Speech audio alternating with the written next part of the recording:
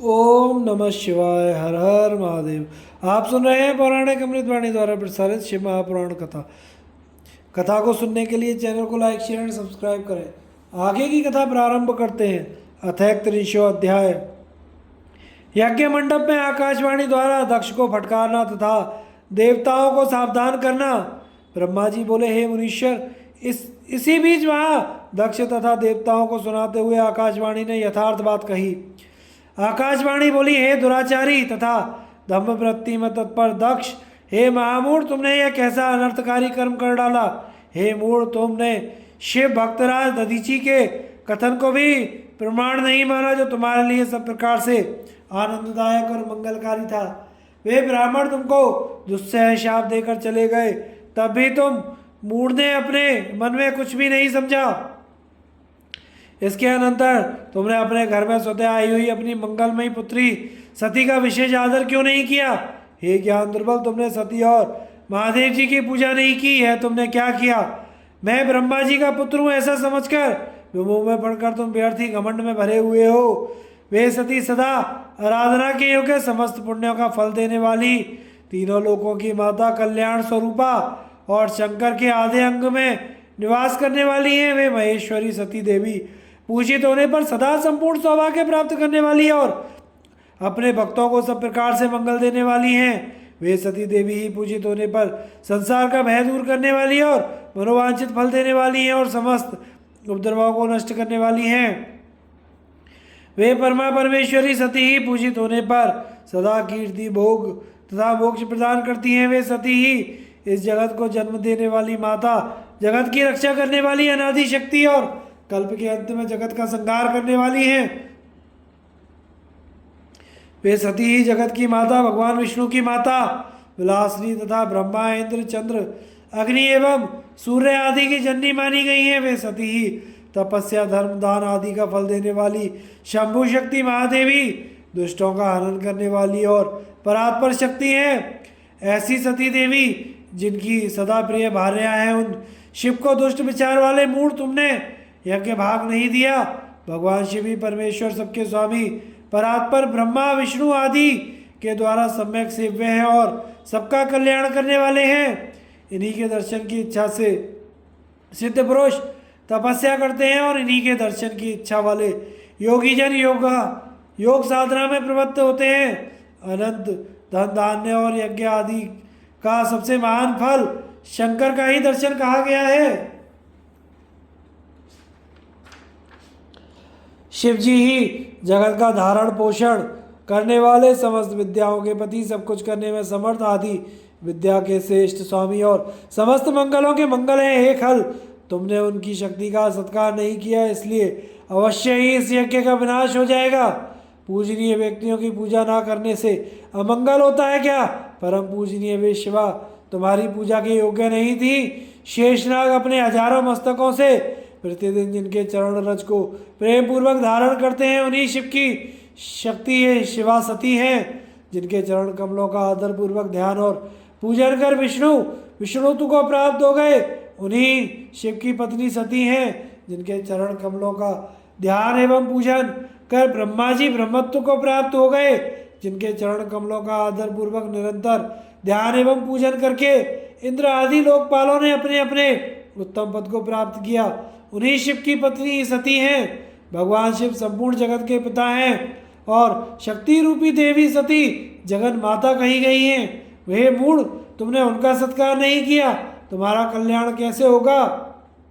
तुम्हारे ऊपर दुर्भाग्य का अतिक्रमण हो गया है और विपत्तियां टूट पड़ी हैं, क्योंकि तुमने भक्ति पूर्वक उन भवानी और शंकर की आराधना नहीं की। कल्याणकारी शिव जी का पूजन अर्चन ना करके मैं कल्याण को प्राप्त कर लूँगा, यह कैसा गर्व है। वह तुम्हारा दुर्वार गर्व आज विनष्ट हो जाएगा। इन देवताओं में कौन ऐसा है जो सर्वेश्वर शिव से विमुख होकर तुम्हारी सहायता करेगा। मुझे तो ऐसा कोई दिखाई नहीं दे रहा। यदि देवता इस समय तुम्हारी सहायता करेंगे तो जलती हुई आग से खेलने वाले पतंगों के समान वे नाश को ही प्राप्त होंगे। आज तुम्हारा मुख जल जाए, तुम्हारे यज्ञ का नाश हो जाए और जितने तुम्हारे सहायक हैं वे भी आज शीघ्र ही भस्म हो जाएं। जो आज इस दुरात्मा दक्ष की सहायता करेंगे, उन समस्त देवताओं के लिए शपथ है कि उनका कर्म तुझ दक्ष के अमंगल के लिए हो। समस्त देवता आज इस यज्ञ मंडप से निकलकर अपने अपने स्थान को चले जाएं, अन्यथा आप लोगों का सब प्रकार से नाश हो जाएगा। अन्य सब मुनि और नाग आदि भी इस यज्ञ से निकल जाएं, अन्यथा आप लोगों का सर्वथा नाश हो जाएगा। हे विष्णु, आप इस यज्ञ मंडप से शीघ्र निकल जाएं, अन्यथा आज आपका सर्वथा नाश हो जाएगा। हे विधाता, आप भी इस यज्ञ मंडप से शीघ्र निकल जाइए, अन्यथा आज आपका भी सर्वनाश हो जाएगा। ब्रह्मा जी बोले, हे नारद, संपूर्ण यज्ञशाला में बैठे हुए लोगों से ऐसा कहकर सबका कल्याण करने वाली आकाशवाणी मौन हो गई। हे तात, इस प्रकार की आकाशवाणी सुनकर विष्णु आदि सभी देवता और तथा अन्य मुनि आदि सभी लोग आश्चर्यचकित हो गए।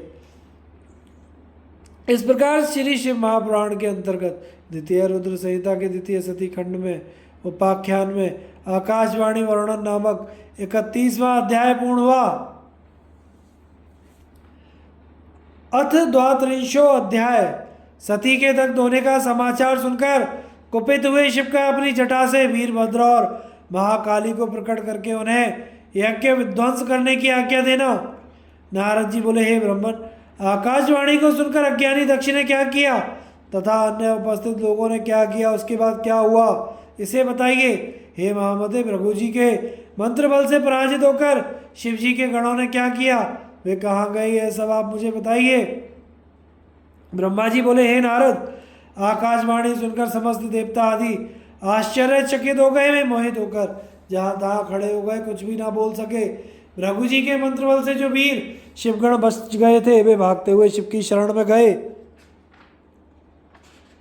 वे महातेजस्वी शिव जी को आदरपूर्वक प्रणाम करके जो चरित्र हुआ था वह सब बताने लगे।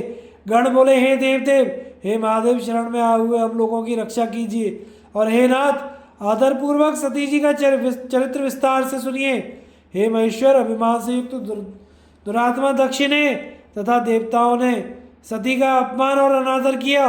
महाभिमानी दुष्ट दक्ष ने अपने यज्ञ में आपको भाग नहीं दिया, देवताओं को भाग दिया, किंतु आपके विषय में उच्च स्वर से दुर्वचन भी कहा। हे प्रभु, उसके बाद यज्ञ में आपका भाग ना देखकर सती जी कुपित हो गई और उन्होंने अपने पिता की बार बार निंदा करके योग मार्ग का अवलंबन कर अपने शरीर को भस्म कर लिया। यह देखकर 10,000 गण लज्जावश शस्त्रों से अपने अंगों को काटकर वहीं मर गए। बचे हुए हम लोग दक्ष पर कुपित हो उठे। हम लोग भयानक रूप धारण कर वेग पूर्वक यज्ञ का विध्वंस करने को उद्यत हो गए, परंतु विरोधी भृगु ने अपने मंत्र बल के प्रभाव से हमारा तिरस्कार कर दिया। हे विशंबर, हे प्रभु, हम लोग आपकी शरण में आए हुए हैं, आप हमारे ऊपर दया करते हुए इस उत्पन्न भय से हम लोगों को निर्भय कीजिए। हे महाप्रभु, दक्ष आदि सभी दुष्टों ने अत्यंत गर्वित होकर उस यज्ञ में आपका बहुत अपमान किया है। हे शंकर, इस प्रकार हमने अपना सती का और उन मूर्खों का सारा वृत्तांत आपसे कह दिया। अब आप जैसा चाहते हो वैसा कीजिए। ब्रह्मा जी बोले, हे नारद, अपने गणों का यह वचन सुनकर प्रभु शिव ने उनका संपूर्ण चरित्र जानने के लिए शीघ्रता पूर्वक आप नारद का स्मरण किया। हे देवर्षि, भगवान का स्मरण करने पर दिव्य दर्शन वाले आप वहाँ शीघ्रता से पहुँच गए और भक्तिपूर्वक हाथ जोड़कर शिव जी को प्रणाम कर वहाँ खड़े हो गए।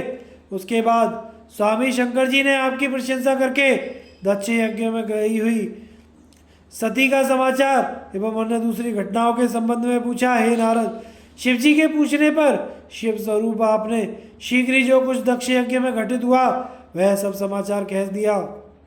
हे मुने, आपके मुख से कही हुई बात को सुनकर महारौद्र पराक्रमी भगवान शंकर शीघ्र ही अत्यंत क्रोधित हो उठे। लोक का संहार करने वाले रुद्र ने उसी समय एक जटा उखाड़कर क्रोध से उसे पर्वत के ऊपर पटक दिया। हे मुने, भगवान शंकर द्वारा जटा पटके जाने पर वहाँ जटा 2 टुकड़ों में विभक्त हो गई। उससे महान प्रलयंकारी भयंकर शब्द उत्पन्न हुआ। हे देवर्षि, उस जटा के पूर्व भाग से महाभयंकर महाबली सभी गणों में अग्रणी वीरभद्र उत्पन्न हुए। वे चारों ओर से पृथ्वी को घेरकर 10 अंगुल पर्यंत पृथ्वी के ऊपर स्थित हो गए। वे प्रलय अग्नि के समान थे और 1000 भुजाओं से युक्त थे। उन महारुद्र के महेश्वर के क्रोधायुक्त निश्वास से 100 प्रकार के ज्वर तथा 13 सन्निपात उत्पन्न हुए। हे तात, जटा के दूसरे भाग से महाकाली उत्पन्न हुई, जो बड़ी भयंकर और करोड़ों भूतों से घिरी हुई थी। मूर्तिधारी वे सभी ज्वर क्रूर और संसार को भयभीत करने वाले थे और अपने तेज से ऐसे प्रज्वलित हो रहे थे मानो सबको जला देंगे। तदनंतर वाक्य विशारद महावीर वीरभद्र हाथ जोड़कर शिवजी को प्रणाम करके कहने लगे। वीरभद्र बोले, हे महारुद्र सूर्य सोम तथा अग्नि रूप नेत्र वाले हे प्रभु, मैं कौन सा कार्य करूं? शीघ्र ही आज्ञा प्रदान कीजिए। हे ईशान, क्या मैं आधे ही क्षण में समुद्र को सुखा दूं? अथवा हे ईशान, क्या आधे ही क्षण में पर्वतों को चूर चूर कर दूं? अथवा हे हर, क्या मैं क्षण भर में सारे ब्रह्मांड को भस्म कर दूं? अथवा क्या मैं क्षण भर में देवताओं एवं मुनीश्वरों को भस्म कर दूं? अथवा हे शंकर, क्या मैं सभी लोगों का श्वास रोक दूं? अथवा हे ईशान, क्या मैं संपूर्ण प्राणियों का विनाश कर डालूं? हे महेश्वर, आपकी कृपा से कोई भी कार्य ऐसा नहीं है जो मैं ना कर सकूं। पराक्रम में मेरे समान ना तो कोई हुआ है ना कोई होगा। हे प्रभु, आप मुझे जिस कार्य के लिए जहाँ भेजेंगे, आपकी कृपा से उस कार्य को शीघ्र ही सिद्ध करूँगा। हे हर, आप शिव जी की आज्ञा से क्षुद्र जन भी संसार सागर को पार कर जाते हैं, तो क्या मैं इस महान विपत्ति रूपी समुद्र को पार करने में समर्थ नहीं हो सकता?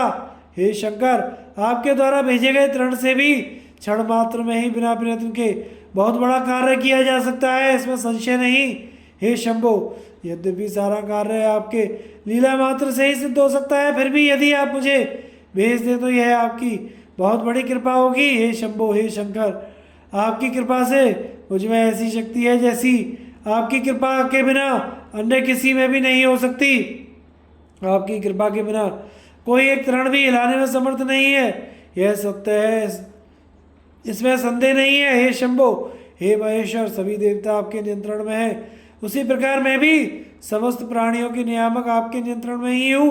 हे महादेव, मैं आपको प्रणाम करता हूँ, मैं आपको बारंबार प्रणाम करता हूँ। हे हर, आज मुझे अपनी इष्ट सिद्धि के लिए आप शीघ्र ही भेजिए। हे शंभो, मेरे दाहिने अंगों में बार बार स्पंदन हो रहा है। हे प्रभु, आज मेरी विजय होगी, अतः आप मुझे भेज दीजिए।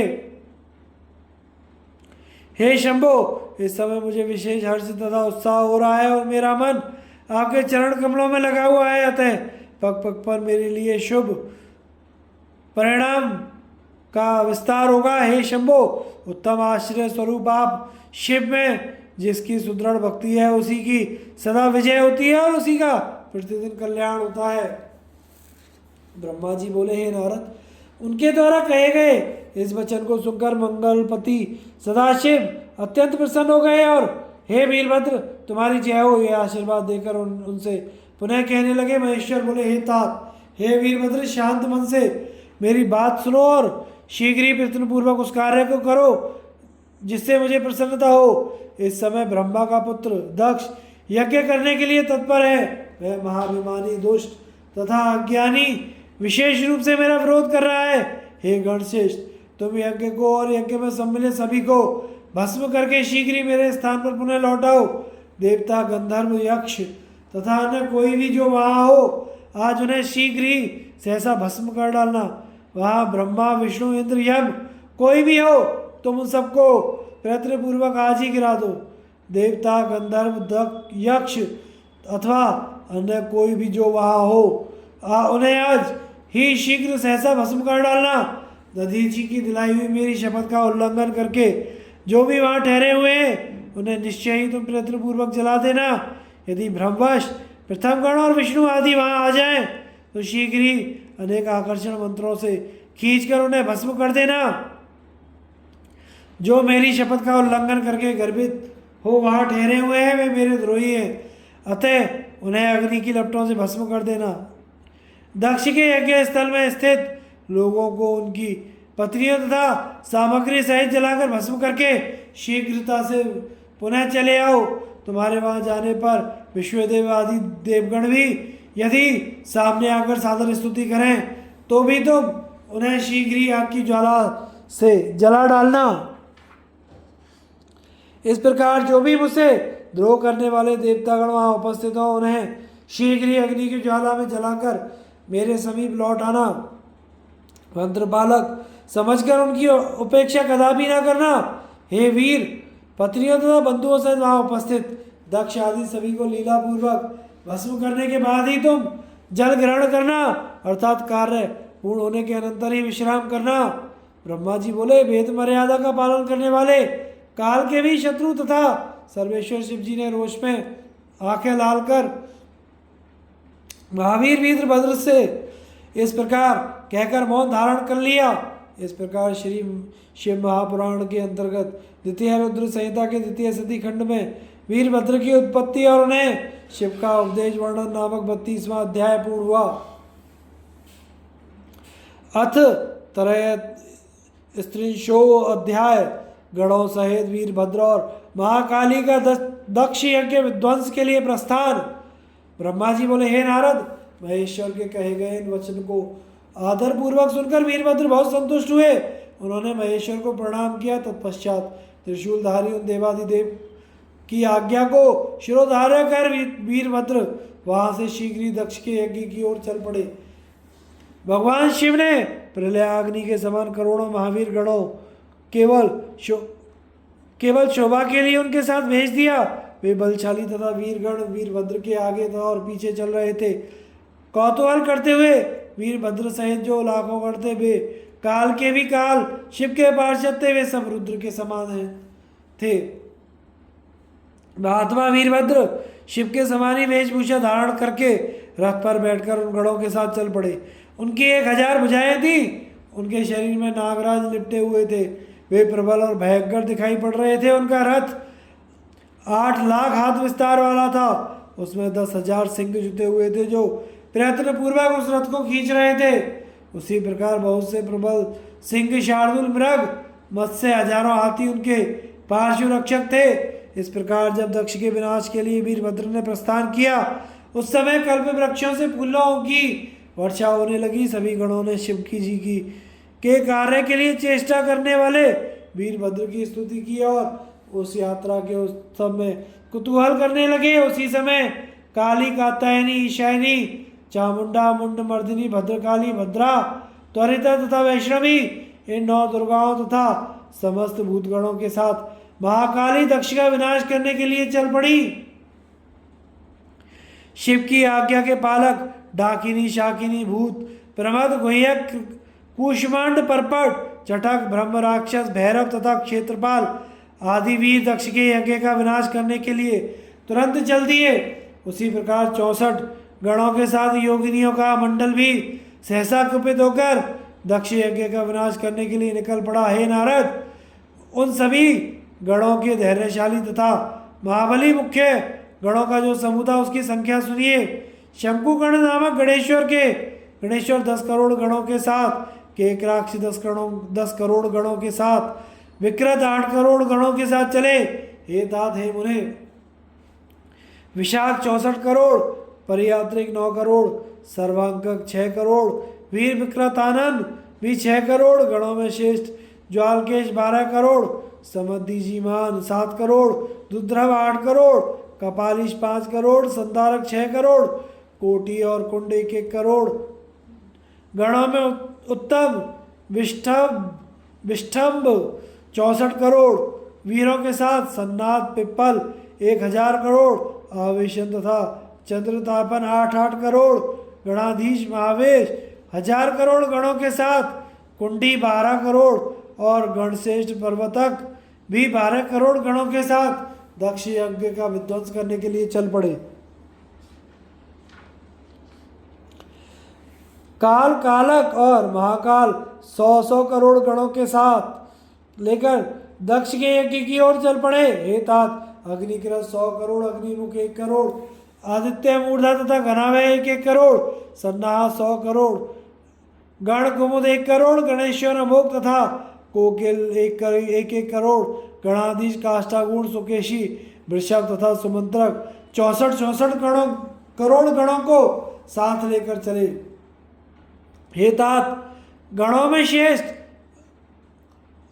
काक पादोदर 60 करोड़, गणश्रेष्ठ संतानक 60 करोड़, महाबल पुंगव 9 करोड़, गणाधीश मधुपिंग 9 करोड़, नील तथा पूर्णभद्र 90 करोड़ गणों के को साथ लेकर चल पड़े। गणराज चतुर्वक्त्र 100 करोड़ गणों को साथ लेकर चले। हे मुने, गणेश्वर विरूपाक्ष ताल केतु षडास्य तथा गणेश्वर पंचास्य 64 करोड़, संवर्तक स्वयं प्रभु कुलीश लोकांतक दीप्तात्मा दैत्यांतक एवं शिव के परम प्रिय गण श्रीमान भृंगी ऋटि अश्विनी बालक सहस्त्रक 64 करोड़ गणों के साथ चले। महावीर तथा वीरेश्वर वीरभद्र भी शिव जी की आज्ञा से 20 सैकड़ों तथा हजारों करोड़ गणों से घिरे हुए वहां पहुंचे।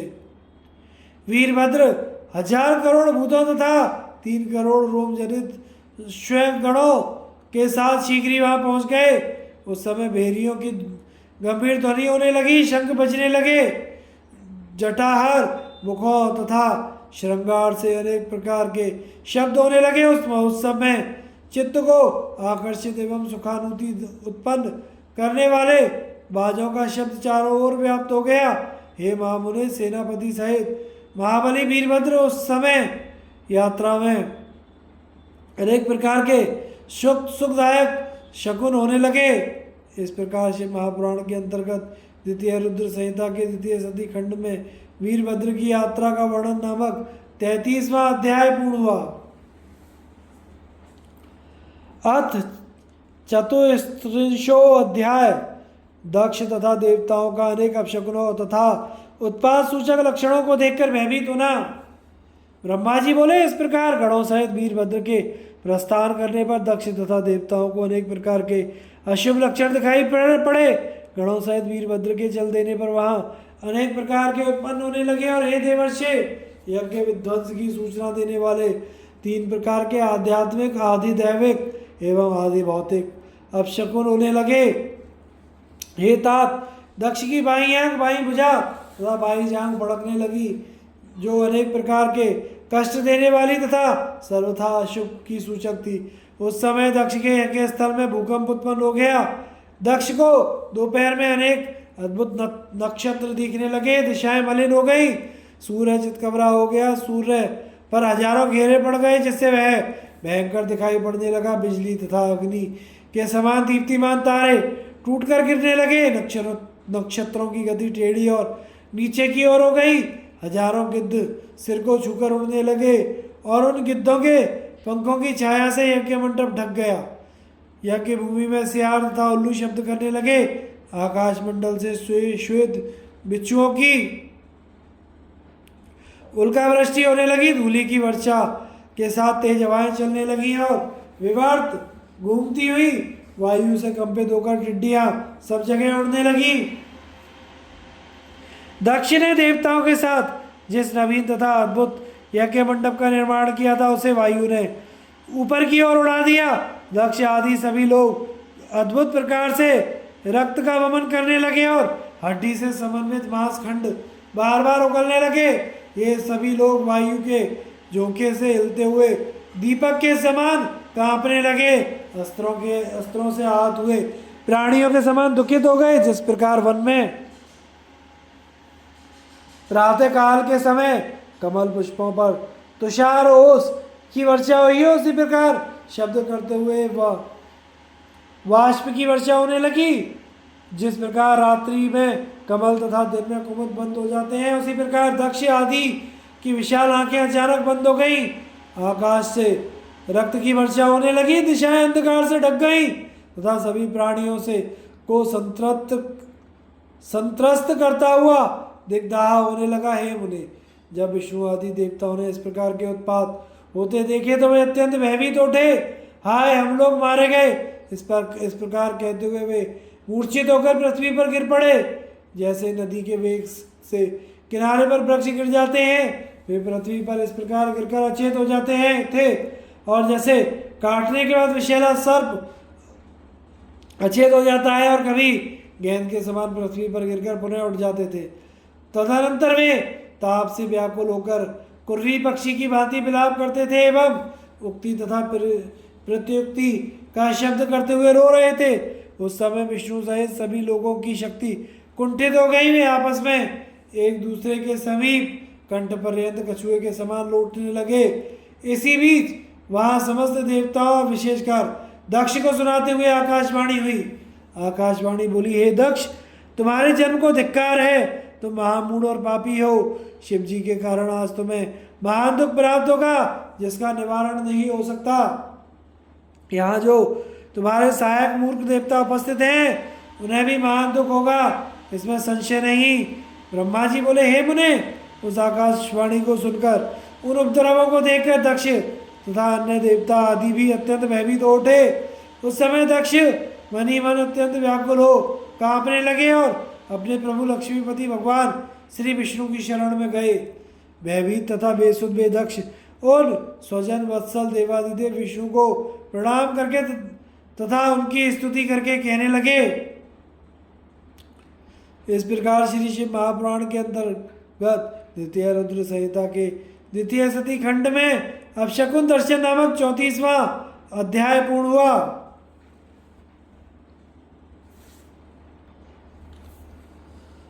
अथ पंचत्रिंशो अध्याय।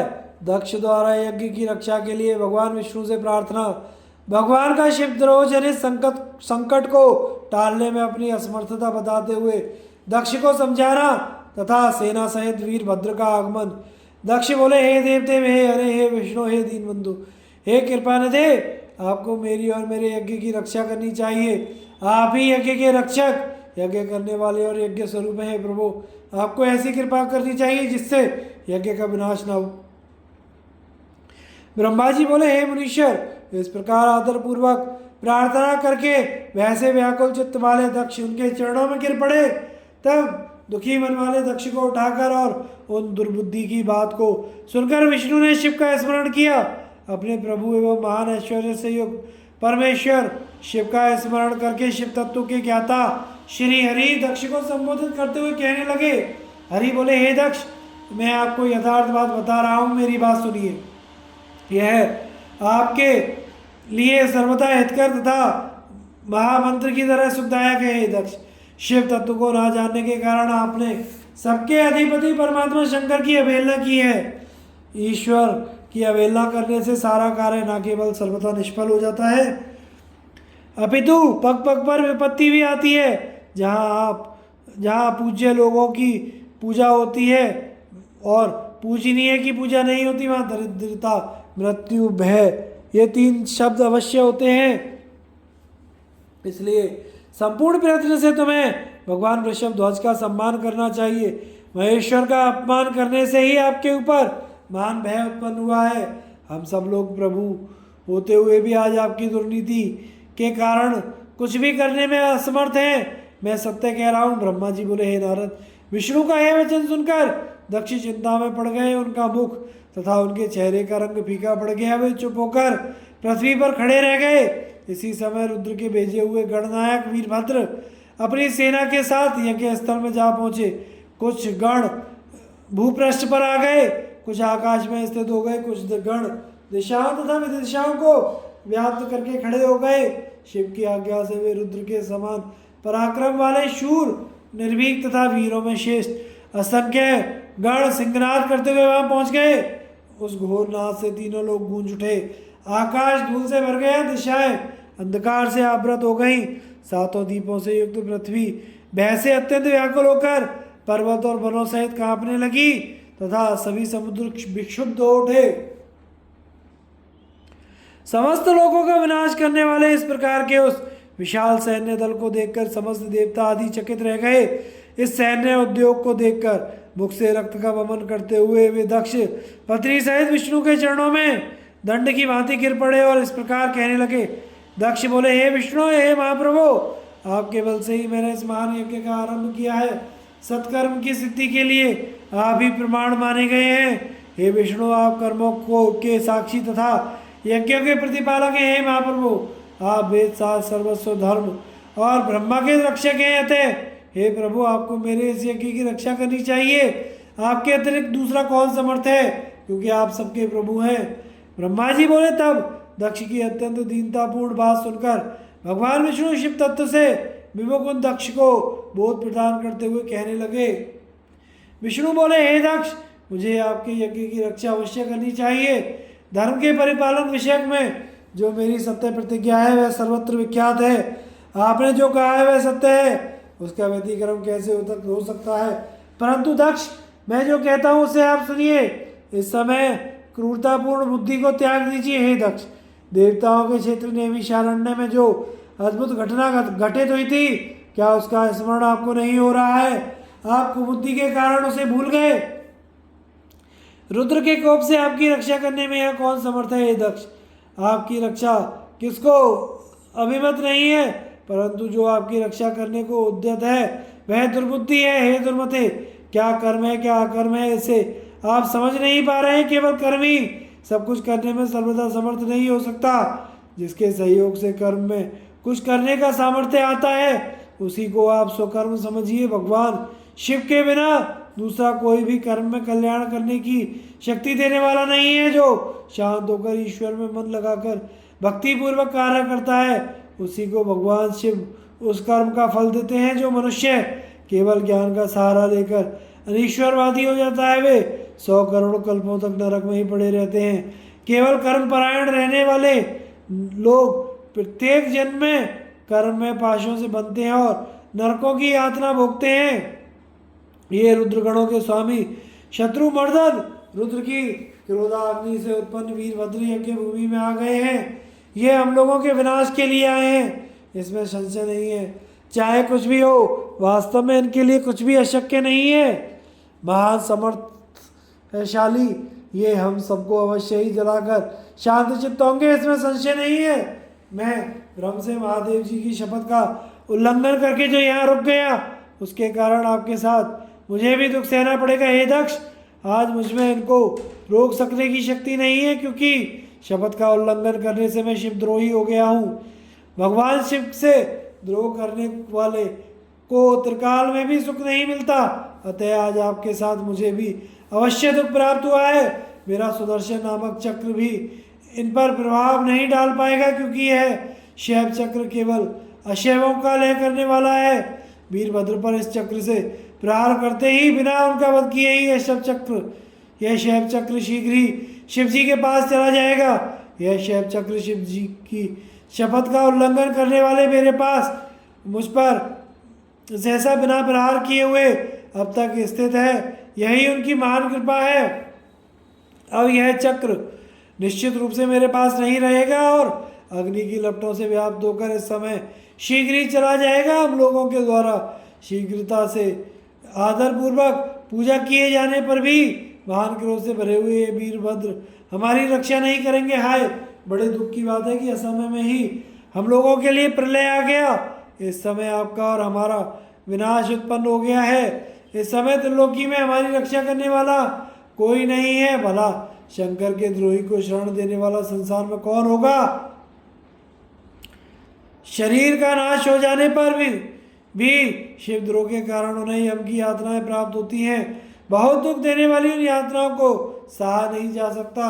शिवद्रोही को देखकर यमराज स्वयं दांत पीसते हुए संतप्त तैलपूर्ण कड़ाहों में उसे डालते हैं, इसमें कोई संदेह नहीं है। शपथ के बाद मैं शीघ्र ही जाने को उद्यत था, किंतु दुष्ट के संसर्ग रूपी पाप के कारण ही नहीं गया।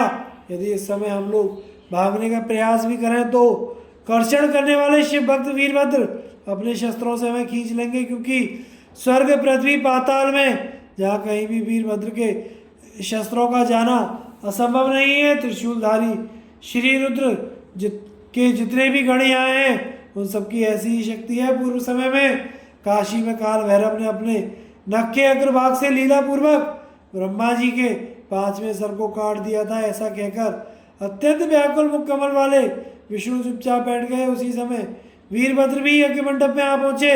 विष्णु ऐसा कह ही रहे थे कि वीरभद्र के साथ विशाल सैन्य समूह भी आ गया, जिसे देवता आदि ने देखा। इस प्रकार श्री शिव महापुराण के अंतर्गत द्वितीय रुद्र संहिता के द्वितीय सती खंड में सती उपाख्यान विष्णु वचन वर्णन नामक 35वां अध्याय पूर्ण हुआ।